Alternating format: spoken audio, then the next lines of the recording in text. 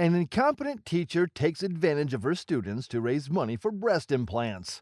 Hey guys, welcome back to the channel. For today's video, I'm going to recap a 2011 American comedy film called Bad Teacher. The movie is about a lazy middle school teacher who hates her job, her students, and her co-workers. She is forced to return to teaching to make enough money for breast implants after her wealthy fiancé dumps her. So, without further ado, let's find out what unethical means the bad teacher uses to achieve her goals. The movie begins as a bunch of teachers are celebrating the end of another school year. One of their faculty members, Elizabeth Halsey, is leaving because she's getting married soon. They tell her that they will always consider her a part of the school and give her a $40 gift card as a goodbye present.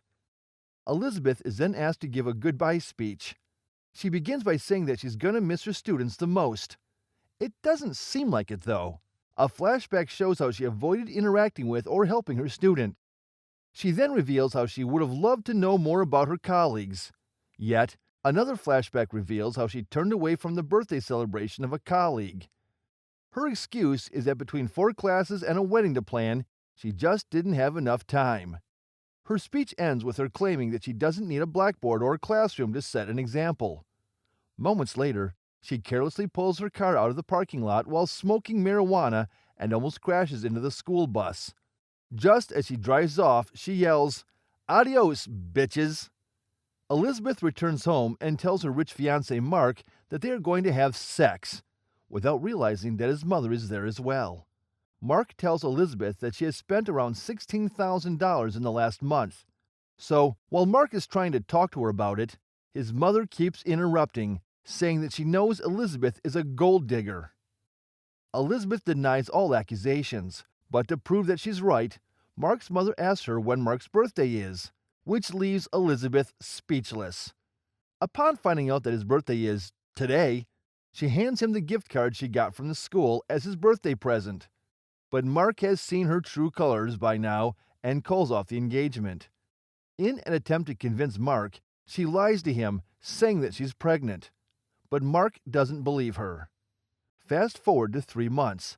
Elizabeth is back at school, but this time without Mark's expensive car. As she is passing by the corridor, she looks at the goofy pictures of the faculty members and notices that her picture is missing.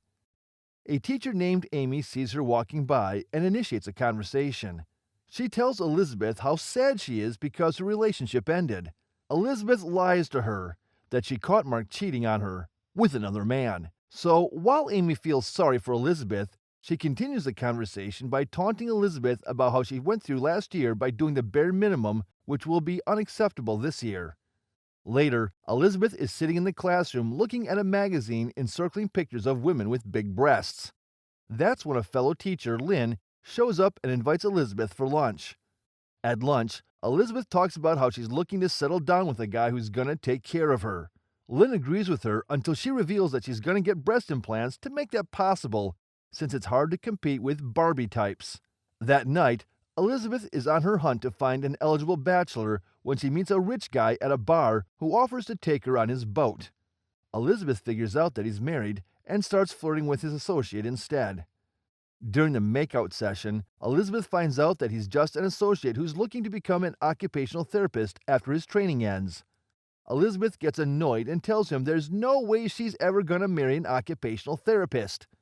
She then continues seeking rich men.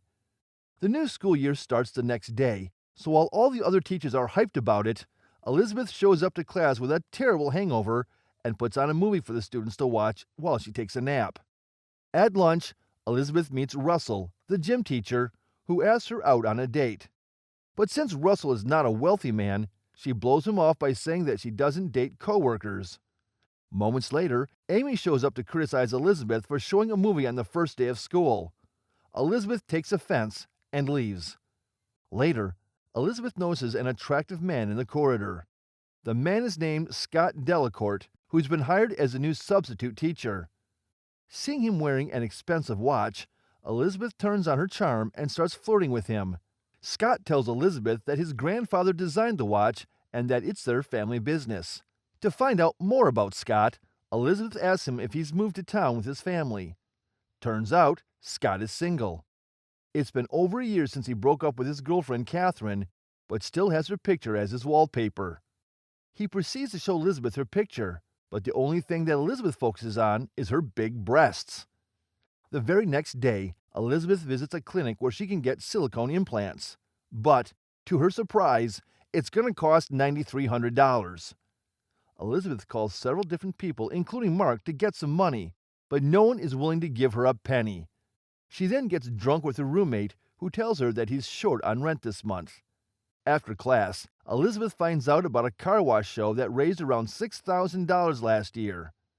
Seeing this as an opportunity to raise some cash, Elizabeth somehow manages to convince the principal to allow her to supervise the show, and he agrees. The next day, Elizabeth shows up wearing suggestive attire and starts washing cars in the most provocative way. Soon, Scott arrives, and Elizabeth asks him out for drinks. Scott politely declines, saying he's not ready yet. Later, while Elizabeth is busy counting the money, Amy passes by and sees her taking some of the cash. She then tells the principal about Elizabeth embezzling money, but he's reluctant to believe her and asks her to get some tips from Elizabeth since the show was a success and they made around $7,000. In class, Elizabeth is about to play yet another movie for the students when she finds out about the pretest for the state's standardized test. She reads a memo and gives the students 45 minutes to solve it. During lunchtime, Elizabeth and Lynn are busy chatting when Scott comes by. Immediately, Elizabeth sends Lynn away to get some time alone with him, but suddenly, Amy shows up and intentionally blurts out the fact that Elizabeth wants breast implants to embarrass her in front of Scott. The scene changes to a parent-teacher meeting where some parents are concerned about Elizabeth's method of teaching with movies. Elizabeth argues that the school hired her because she's good at what she does and that she uses movies as an effective multimedia tool. She then dismisses the meeting, but before she can leave, a father approaches her and offers her some cash to pay extra attention to his son Morgan. This gives Elizabeth an idea to convince more parents to give her money, and she'll give private tutoring classes. She then uses several other ways to generate cash and puts it in a jar labeled New Tits. Meanwhile, Amy gives Scott a book named Eat, Pray, Love and tells him that it's her favorite book. The two of them share a moment while Elizabeth is busy smoking pot.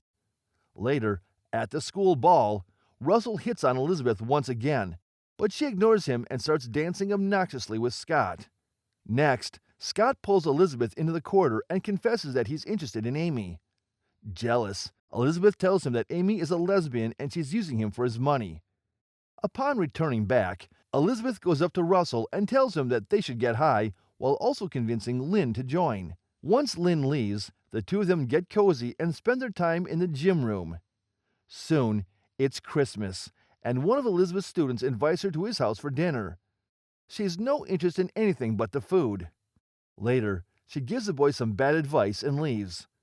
Once the Christmas break is over, the teaching staff goes to watch a Period 5 play where Scott's band is playing. Elizabeth gets annoyed when Scott plays a song for Amy and leaves with Lynn. During the car ride, Lynn reveals that the teacher with the greatest state exam results would get a bonus of $5,700. So, to win the bonus, Elizabeth improves her teaching methods. However, seeing Elizabeth's efforts, Amy feels a little insecure and coerces the student into telling her that Elizabeth smokes marijuana in the class. She takes the matter up to the principal, but he believes that with little to no evidence, there's nothing he can do about it. On the other hand, Elizabeth is regularly assigning homework and taking quizzes, but the students are still not prepared enough. Frustrated, Elizabeth impersonates a journalist and meets Carl Hollaby, a state official in charge of preparing and distributing the examinations, to discuss racial bias on the standardized tests. Elizabeth then gets Carl intoxicated and lures him to have sex with her in his office, but she drugs his drink and grabs a copy of the answers.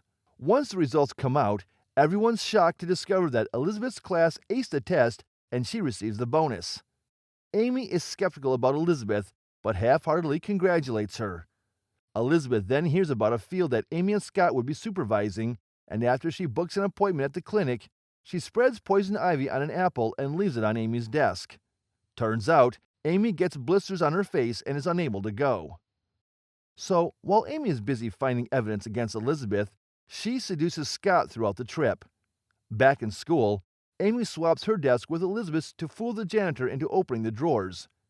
Amy then finds Elizabeth's journalist disguise along with the practice test, which makes her believe that Elizabeth cheated on the state exam. Amy somehow manages to convince Carl to testify against her. On the other hand, Elizabeth and Scott end up dry humping, and Elizabeth makes sure to record all that and send it to Amy. But soon, Elizabeth realizes that Scott is extremely boring. Later, a student named Garrett is mocked by his classmates for loudly claiming his unrequited love for a classmate named Chase. Elizabeth sues him by telling him how Chase is superficial and her priorities are different. Elizabeth pauses for a second to think about her own superficial ways before she hands Garrett her bra and tells everyone that she caught him with a girl just so they won't make fun of him anymore. Russell notices Elizabeth not wearing a bra and appreciates her gesture when Amy shows up all of a sudden and accuses Elizabeth for cheating on the state test and sleeping with Scott. Elizabeth tells her roommate Kirk to pay a visit to Carl and, using his inappropriate pictures, blackmail him into saying that she's innocent. After Elizabeth is found innocent of the cheating accusation, Amy accuses Elizabeth of drug usage on the basis of a tip from a student. When the cops come and search the school with their sniffer dog, they discover Elizabeth's small liquor bottles and marijuana in Amy's classroom, hidden in a secret compartment in Amy's desk since she forgot to switch the desks back. Amy is taken away by the police before she gets transferred to another school. Later, Scott wants to start again with Elizabeth, but she rejects him and goes over to see Russell.